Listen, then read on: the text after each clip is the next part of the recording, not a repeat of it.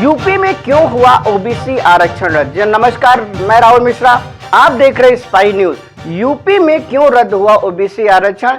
योगी सरकार ने खुद किया सुप्रीम कोर्ट की अवहेलना। इलाहाबाद उच्च न्यायालय के निकाय चुनाव को ओबीसी आरक्षण मुक्त करके तुरंत चुनाव कराने का दिया गया आदेश। आरक्षण को लेकर संघ प्रमुख श्री मोहन भागवत और भाजपा के नेता जिस तरह का बयान देते हैं, वहीं दरअसल संघ के आरक्षण को लेकर मुख्य एजेंडा है। यही कारण है उच्चतम न्यायालय की जून 2022 को दिए ट्रिपल टेस्ट के निर्देश के उत्तर प्रदेश सरकार ने चुनाव में ओबीसी आरक्षण का नोटिफिकेशन जारी कर दिया, क्योंकि उसे पता था कि बिना ट्रिपल टेस्ट के जारी इस नोटिफिकेशन को उच्च न्यायालय में चुनौती दी जाएगी और उच्चतम न्यायालय के दिशा निर्देशन के परे के कारण न्यायालय इस पर रोक लगा देगी।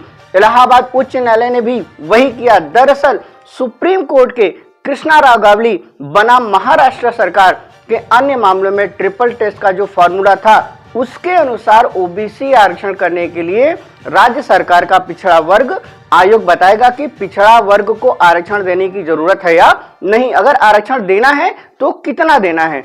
अब समझिए क्या है ट्रिपल टेस्ट का फॉर्मूला। आइए बताते हैं ट्रिपल टेस्ट का फॉर्मूला क्या है। ट्रिपल टेस्ट का पहला टेस्ट सुप्रीम कोर्ट का ट्रिपल टेस्ट फॉर्मूले के अनुसार राज्य में स्थानीय निकाय चुनाव एवं अन्य पिछड़ा वर्ग के पिछड़ेपन की स्थितियां, आर्थिक और शैक्षणिक प्रकृति और प्रभाव का डेटा इकट्ठा करने के लिए एक विशेष आयोग गठन किया जाना जरूरी है। दूसरे टेस्ट में बताया गया कि राज्य सरकार को इस विशेष आयोग की सिफारिशों के आधार पर नगर निगम और नगर पालिका चुनाव के आनुपातिक आधार पर आरक्षण देना होगा। तीसरा टेस्ट है, राज्य सरकार को भी यह ध्यान रखना होगा कि एससी, एसटी या ओबीसी के लिए कुल आरक्षित सीटों की संख्या 50% के कुल आरक्षण की सीमा के बाहर न जाए। बिना यह प्रक्रिया पूरा किए, बिना पिछड़ा वर्ग आयोग गठन किए ही निकाय चुनाव में ओबीसी आरक्षण का नोटिफिकेशन जारी कर दिया गया।